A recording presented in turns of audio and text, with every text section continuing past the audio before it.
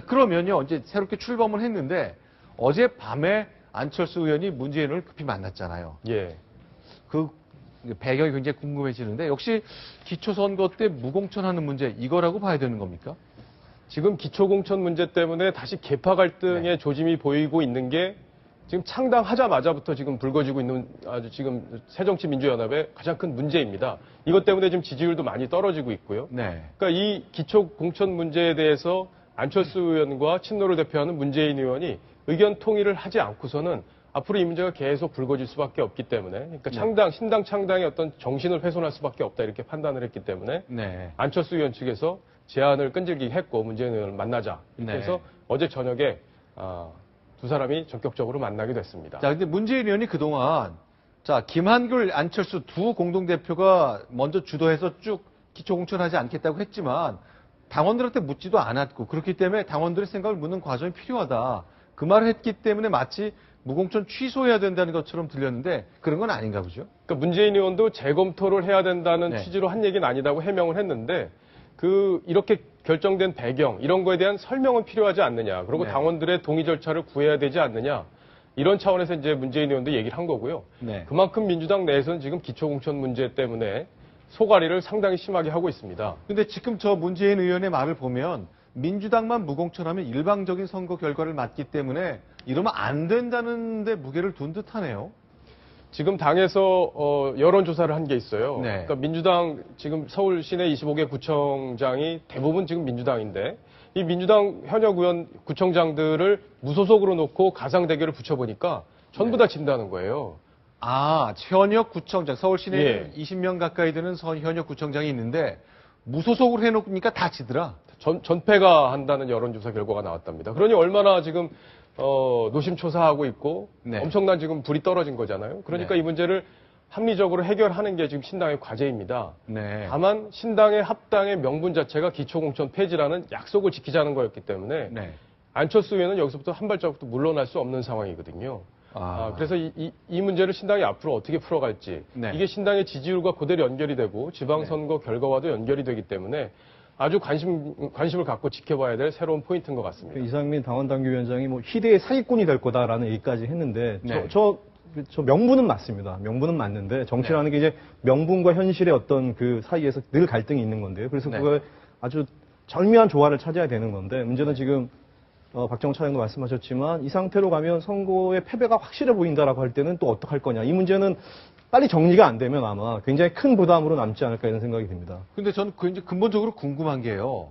자, 대통령이 거짓말 정치를 하고 있다면서 합당을 선언했잖아요. 그렇죠. 그런데 무공천을 민주당이 스스로, 그러니까 새정치민주연합이 스스로 내려놓으면 안철수 의원하고 김한길 대표가 바보 되는 거 아닙니까? 그렇죠. 그 합당의 가장 큰 명분이 그거였죠. 근데 그렇게 요구한다는 거는 그러면 우리가 실리를 챙길 테니 두 사람은 좀 망신을 좀 하십시오. 그런 뜻입니까?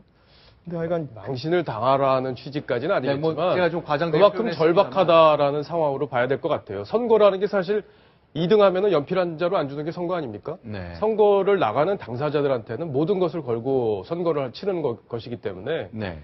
지금 자기네들이 뻔히 질 수밖에 없는 이 상황에서 저항하지 않고 네. 그냥 당의 방침을 따르겠다 이렇게 할 수는 없는 거거든요. 그래서 그런지 원혜영 의원이 오늘 요구를 한 게 있죠. 박근혜 대통령하고 영수회담을 꼭 해라. 야당 대표가. 그래서 대통령으로부터 약속을 좀 받아내라. 이런 주문을 하고 있거든요.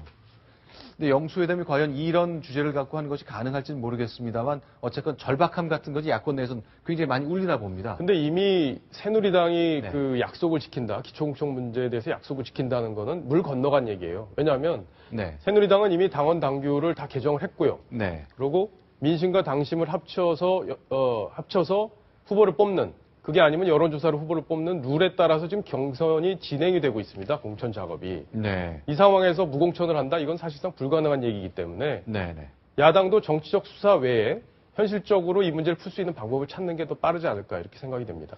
결국 이제 국민이 판단할 텐데요. 지금 네. 안철수 의원이 계속 선거 후보들 약속을 지키는 세력과 약속을 파기한 세력으로 가져가고 싶은 거 아니겠습니까? 근데 네.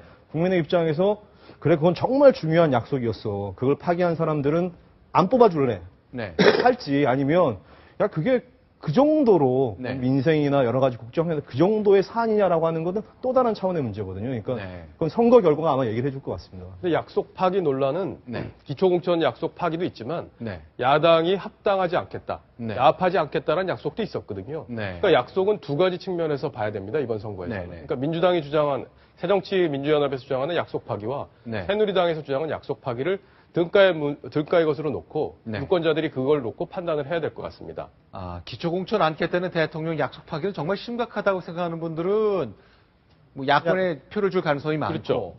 김한길 대표와 민주당과 손잡지 않고 내가 새정치하겠다는 안철수 의원이 했던 윤여준 전 의장이 했던 얘기들의 무게를 둔 분들은 여권에 표를 줄 가능성이 많다. 그런 해석 같네요. 예. 근데 이제 민주당이 지금 네. 어쨌든 이번에 공천을 하지 않을 경우에 네. 그 탈당을 대고 할 수밖에 없고 그렇죠. 네. 또 그러면 기본적으로 풀뿌리 민주주의 근간이 흔들릴 수밖에 없습니다. 네. 그러다 보면은 다음 총선 또 다음 대선에까지 이번 지방선거 결과가 그대로 영향을 주기 때문에 지금 이러지도 못하고 저러지도 못하는 아주 진퇴양난의 상황에 빠져 있는 게 지금 신당의 모습입니다. 자, 일단 오늘은 새로운 신당이 태어나는 그 첫날인데 새누리당에서는 뭐 결코 축하해줄 마음이 좀 안 생기나 보네요. 이른바 반안철수법이라는 게 발의되고 준비되나 보죠. 자, 그 내용부터 좀 정리를 했으면 좋겠습니다. 네.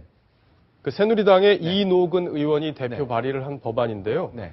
지금 계속 선거 직전에 새로운 정당들이 나타나고 이게 주로 야권 중심으로 이런 현상들이 벌어지고 있고 이게 선거에서 단일화라는 명분으로 해서 국민들의 관심을 받고 이게 네. 반복되고 있지 않습니까? 네. 그러니까 이런 반복되는 어떤 고리를 끊겠다는 취지에서 법안이 발의가 됐습니다. 네. 법안의 취지는 선거일 전 6개월 이내에 새로 합당하거나 네. 흡수 합당한 정당에 대해서는 선관위에서 국가에서 네. 1년간 국고보조금을 삭감하거나 네. 주지 않는다. 네. 이런 내용의 법안입니다. 네. 근데 법안을 내긴 했는데 네. 뭐 이게 통과가 되겠습니까? 지금 국회는 국회 선진화법. 선진화법이라는 그 네. 강력한 법이 있기 때문에 야당의 동의 없이는 절대 통과될 수 없기 때문에 네. 그냥 정치적인 어떤 그 액션 이런 네. 거로 해석해 보면 맞지 않을까 이렇게 보입니다. 야권에서는 자꾸 선거 앞두고 당을 합치고 헤어지고 뭐 단일화하고 그런다. 그러니 선거 앞두고 하는 일을 너무 무게를 두지 말고 봐주시라 뭐 이런 메시지 정도를 던지고 싶은 것 같네요. 일단 법안 통과 가능성 높지 않다는 것까지 좀 정리해 봤습니다. 자, 국내 정치 소식 여기서 저희가 오늘 세 가지를 좀 정리했는데 다양한 일들이 계속되고 있습니다. 역시 일차적 관심은 야권의 움직임인데 내일도 계속해서 집중적으로 정리해서 소개해 드리도록 하겠습니다.